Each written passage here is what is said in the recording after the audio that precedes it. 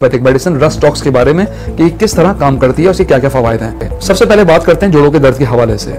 इस मेडिसिन का इस्तेमाल जोड़ों के दर्द, बुखार की वजह से होने वाले जिस्म के दर्द, आम जिस्मानी दर्द, बेचैनी के साथ जिस्म में होने वाला दर्द, पट्ठों का दर्द, इसमें इस्तेमाल किया जाता है। कमर के दर्द होने की सूरत में भी इस मेडिसिन का इस्तेमाल काफी मुफीद है, खास तौर पे जब दर्द चलने फिरने या बैठने की वजह से हो। इसके अलावा गठिया का दर्द हो तो इस दवा का इस्तेमाल काफी बेहतर है। इसके अलावा बरसात के मौसम में गठिया का दर्द ज्यादा परेशान कौन हो या बढ़ जाए तो ये दवा काफी अच्छा रिजल्ट देती है। इसके अलावा सर्दियों में होने वाले दर्द में भी ये काफी इफेक्टिव है।